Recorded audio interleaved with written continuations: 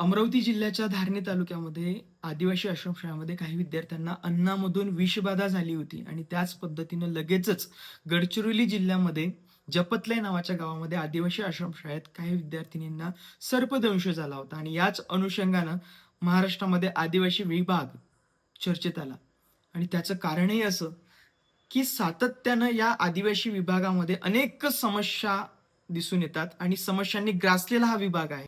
मग याच अनुषंगानं आदिवासी विकास मंत्री अशोक उईके यांच्या राजीनाम्याची सुद्धा मागणी होत आहे. मग आता प्रश्न उपस्थित होतात, की या सगळ्या घटना ज्या घडत आहेत आदिवासी आश्रमशाळांमध्ये, त्याचे नेमके जबाबदार कोण आहेत?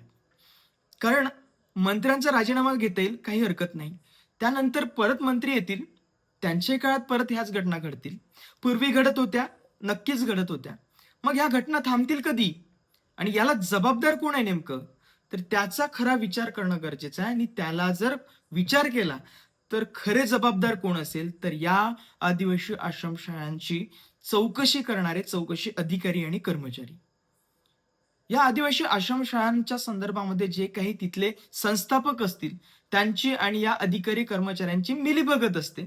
कारण हे सगळे चौकशी अहवाल हे या आदिवासी विभागाकडे सादर होतात. मग सादर होत असताना त्यामध्ये या सगळ्या समस्या दिसत नाहीत का? तर यस, नक्की दिसायला पाहिजेत. परंतु काही ठिकाणी मिलीभगत असल्याकारणाने या समस्या दिसत नाहीत. या सगळ्या घटना घडल्यानंतर लक्षात येतं, की विद्यार्थ्यांना योग्य जेवण मिळत नाही. पोषक अन्न मिळत नाही. त्यानंतर त्या शाळांमध्ये मूलभूत सुविधा नाहीत. बेड त्या विद्यार्थ्यांना झोपण्यासाठी नाहीत. या समाजातला सगळ्यात तळागाळातला आणि वंचित घटक म्हणजे आदिवासी समुदाय आणि तो जर या ठिकाणी 80वा स्वतंत्र दिन साजरा करून सुद्धा त्यांना स्वतंत्र नसेल मिळालं, तर हे आपलं सगळ्यात मोठं अपयश आहे या लोकशाहीचं.